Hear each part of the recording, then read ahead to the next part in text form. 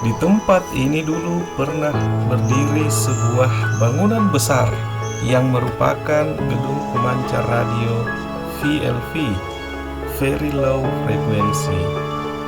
Pemancar ini digunakan pemerintah Hindia Belanda untuk berkomunikasi ke negaranya.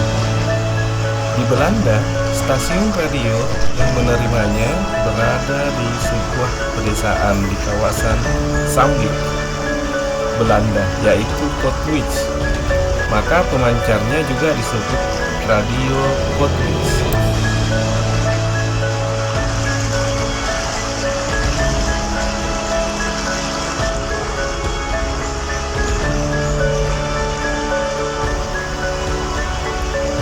Bangunan ini mulai didirikan pada tahun 1917 dan diresmikan pada tahun 1923. Pemancar radio Malabar ini memiliki ukuran yang luar biasa besar dibandingkan dengan pemancar radio yang ada sekarang ini.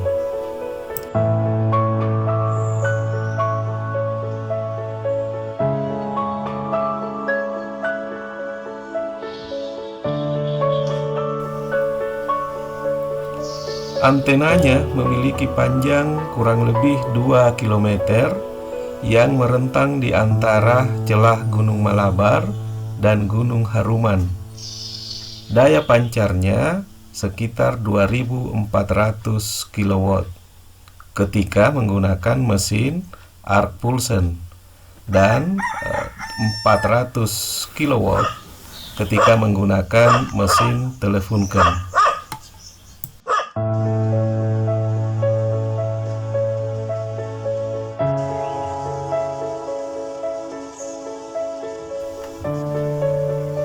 Kebutuhan listriknya dipasok dari sebuah pembangkit listrik yang khusus dibuat untuk Pengalengan, yang sekarang bernama PLTA Lamajan. Jarak komunikasi yang ditempuh dari stasiun radio Malabar ini ke Belanda kurang lebih sejauh 12.000 km.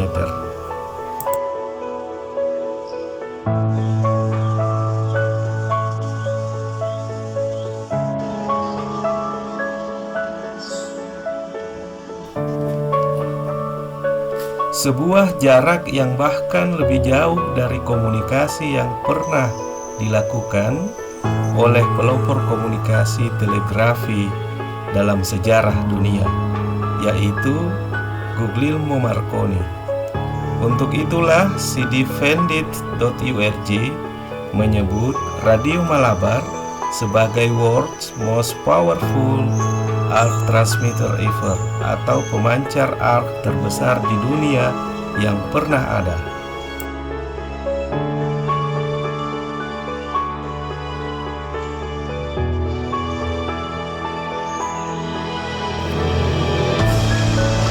Pendiri Radio Malabar adalah Dr. Cornelius Johannes de Groot, yaitu tahun 1883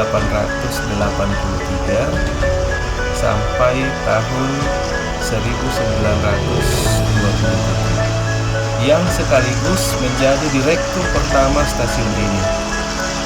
Semasa kepemimpinannya, de Groot melakukan banyak eksperimen bagi kelancaran operasi Radio Malabar, sesuatu yang ia sendiri sejak kecil gemar melakukannya dalam bidang amatir radio.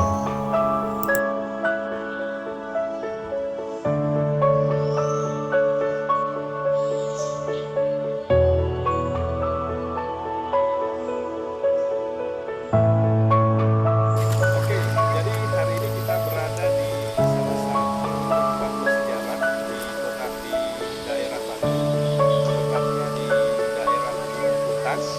Di belakang saya situs bersejarah, yaitu gedung stasiun Radio Malabar yang dibangun sejak zaman penjajahan Belanda.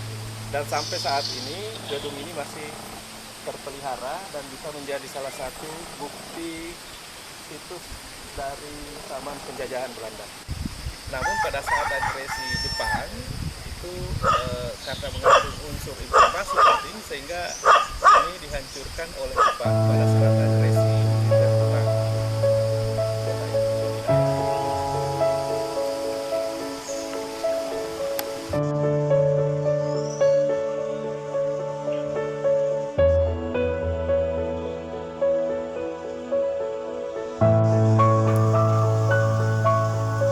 Bukan sekedar hobi, ia menempuh jalur akademis doktornya dengan judul disertasi The Influence of the Tropical Climates on the Radio Connection. Dan untuk mengenang jasanya, nama sang pendiri menjadi sebuah nama jalan di Bandung, yaitu Grootwijk yang sekarang menjadi Jalan Siliwangi.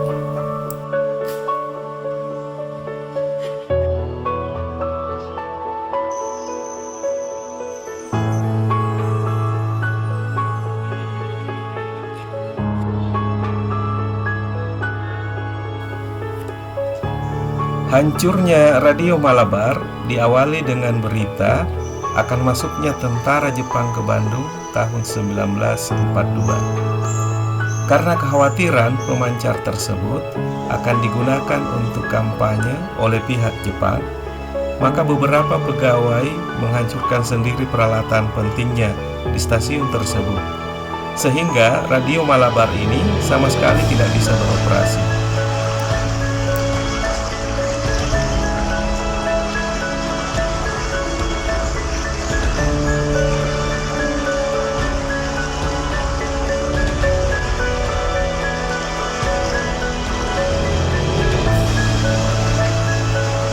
Tahun 1945, beberapa mesin dipindahkan ke stasiun pemancar lain yang ada di Daegu.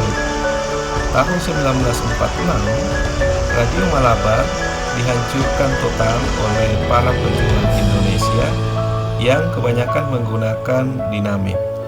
Peristiwa ini juga merupakan salah satu peristiwa dalam rangkaian sejarah Bandung Lautan Api.